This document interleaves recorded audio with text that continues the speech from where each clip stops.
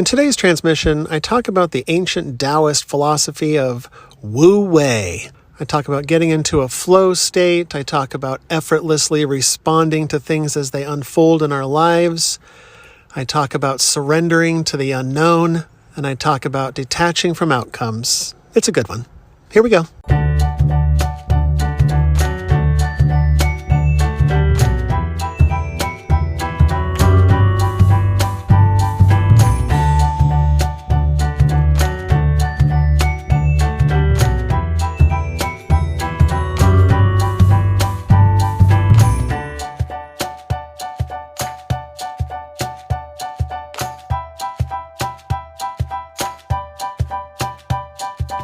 Hello, everybody. Welcome back to the Cult. I'm Matt Owens, and I talk a lot about going with the flow. Just go with the flow. And I've been doing some reading this week on Taoism. It's my rabbit hole du jour. And in diving into Taoism, I learned about this new concept called Wu Wei. It's this Chinese philosophy. There is no direct translation, but it essentially means non-action or actionless action or effortless action. And so it's the realization that there needs to be a yin and yang. There needs to be balance. There needs to be times of work and activity, and there needs to be times of inactivity in order to hold that balance. And oftentimes, especially in modern Western society, there's this idea that if you do nothing, it's frowned upon. It's lazy. That's not what winners do. That's not how you become a successful person. And I understand that perspective. But the other side of that coin is sometimes there's too much action. Sometimes we get burnt out. That's why there's the metaphor in the Bible of the 7 days of creation. God took a little rest on Sunday, kicked up his heels, his holy heels, took a little breather, watched a little Netflix. Guys, I don't know if you know this, but God is eternal and Netflix is eternal as well. It has never had a beginning and it will never have an end. So that's something that I learned when I was on mushrooms, that Netflix is eternal, guys. So I've been playing with this idea of what is it like to be inactive, to do nothing, to rest. And it was real uncomfortable at first, if I'm being real with you, because I had deep programming from society, from my parents, from whoever, right? It doesn't matter. That said that if you don't get up off your ass, you're a lazy piece of shit. That might be a direct quote from my mom. I'm not sure, but that's how she was raised. And so there's no blame there. That's why I'm laughing about it, is because she raised me the best that she could. Both of my parents did, just as I raised my kids in the best way that I know how. And so there's no blame there, but there's definitely analysis there. I always like to dig deep and say, why do I do these things? Why do I react and respond these ways?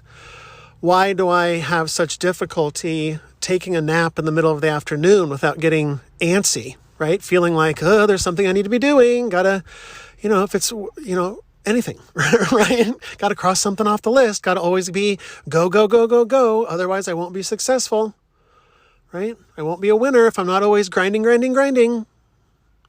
I had to sort of reprogram that in my own brain because I didn't want to live my life that way anymore. It was exhausting. Maybe you can relate. It was exhausting. And so I had to deprogram. I had to say, what does it look like if I just go with the flow? Right? To live that Wu Wei. And my whole life, I always thought yeah, of course, I'm a chill guy. Yeah, I go with the flow, man. We can have pizza for dinner or burgers. I'm cool either way, bro. Right? I'm loose in the saddle. That's who I thought I was, guys. I thought I was real cool. Went with the flow, real easy going Matt Owens. But upon analysis, upon investigation, once I started digging a little deeper, I was like, yeah, how often do you go with the flow, Matt Owens? And it turns out that I only went with the flow and I was only easygoing when it wasn't something scary. When it was something within my comfort zone, I was very loose in the saddle, right? But once something scared me, something triggered a fear within me, that's when I was suddenly no longer Mr. Cool Guy. There was massive resistance due to fear. And I was no longer going with the flow. I was creating resistance in my life. I used to think that these obstacles in my life were the resistance, but I was shown a different perspective that I am the resistance. And in practicing the Wu Wei and going with the flow, the analogy of be the water is used. And when there are boulders and obstacles in our path, it's about being like the water and simply running over them or going around them effortlessly. One definition of the Wu Wei is acting in accordance with the natural flow of things without unnecessary effort or resistance. I'll say it again. It's about acting in accordance with the natural flow of things without unnecessary effort or resistance. It's about allowing things to just spontaneously unfold in our lives. It's about effortlessly responding to these things that are unfolding in our life. And oftentimes, I'll speak for myself, that's quite terrifying. To just let go of control of our life and to just let it unfold as it's meant to unfold. That's a hard pill to swallow for most humans, myself included. But I had to train myself to release, to let go, to relax, right? About effortlessly responding to life unfolding before me. And it's a practice, right? It's not easy for the human. It's not easy for Matt Owens to surrender things to the unknown, to step into something blindly, to go outside of my comfort zone. The human doesn't like that very much. And so it's about training my mind to get used to surrender. Proving to myself by doing it over and over again that it's going to be okay, that it's going to work out in the end, that there's a natural flow to things that I honestly can't comprehend with my human mind. And I have to trust that there is a divine flow that is leading me to the exact destination that I need to be at. Right? Do you trust? Are you able to let go of control, to surrender? I had to practice being able to detach myself from outcomes. That was a real hard one and continues to be. I continue to practice and hone that skill, train my mind to detach from outcomes. I had to ask myself, what would it look like if I got the thing that I want? That, of course, would make me happy. But could I also be equally happy if I didn't get the thing that I wanted? That's where the challenge lies. And I love a good challenge. And so for me, I started practicing being okay with things not going my way. Because what is my way? That's just another way of saying, I hope it doesn't scare me. Right? I hope it doesn't do the scary thing, because then I'll be disappointed or scared or, any number of emotions that I don't want to experience right now. But practicing being okay with whatever the outcome is actually really freeing for me. And maybe for you too.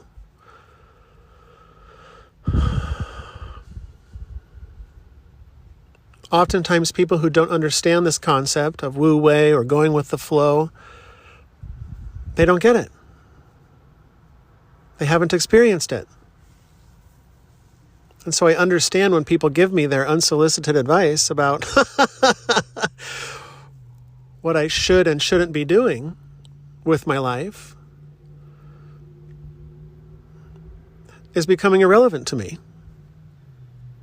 Because I know that once I start to release, once I start to let go, once I start to kick back and just let life take me where I'm meant to go, and not trying to control the whole scenario, trying to control the outcome, trying to control the future, trying to wrestle things into submission, I just end up getting exhausted, and whatever's meant to happen is going to happen either way. So I would rather just face it and say, well, I can be happy whichever way the coin flips. Because for me, in doing that, I found that it attracts more joy in my life. Because it's all about perspective. If I choose not to view the outcome as bad, well, I guess then I'm okay with that. Because I don't choose to view it as a bad thing. There's always something good and positive to be found in everything. There's a reason to be thankful for every single thing that happens to us in our reality. There's a lesson to be learned. There's a new perspective to be shown. There's growth to be had. So every adversity, every bump in the road, every trial and tribulation, every boulder in the river is a gift from the universe. It's a gift from the divine. It's an opportunity to allow our consciousness, our soul, to grow in ways that we honestly can't really comprehend. And so I've really been leaning into this concept of going with the flow. And as I've done so, even though it goes contrary to everything that my mind is telling me, all the bells and the alarms are going off saying, turn around, we're going the wrong way, what are you doing? People in my family telling me, what are you doing? That's all right. They don't understand what it means to go with the flow, to have trust in the unseen. The unseen hand of God guiding my life.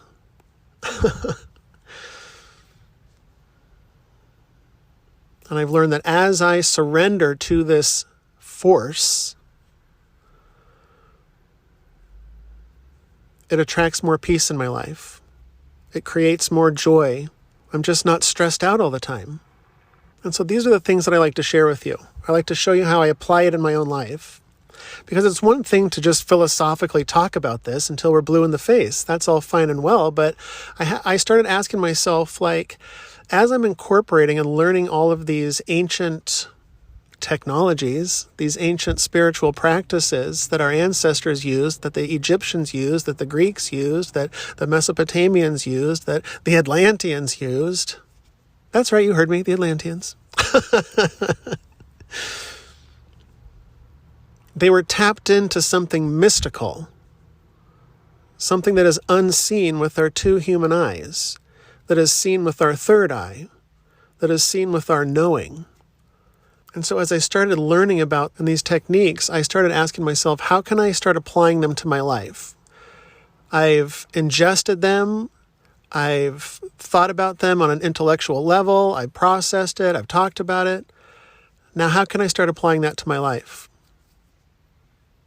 And that's when my life started getting real wild. As I started actually following my intuition, following where spirit was leading me and guiding me, trusting that everything was going to work out. As I started building this spiritual foundation for myself, I started realizing that I should start taking the advice of the ancient wisdom, listening to people who have had near-death experiences that go to the other side and say, why was I so stressed out my whole life? There was nothing to be worried about. Why did I spend 50 years wringing my hands all worried all the time? I wish I had just enjoyed life more. So I'm starting to apply that to my life in the best way that I know how. And sure enough, my life gets better, exponentially better. It's not to say that there aren't bumps in the road anymore, that I'm at the mountaintop. By no means. There is no mountaintop. It's endless. It's eternal.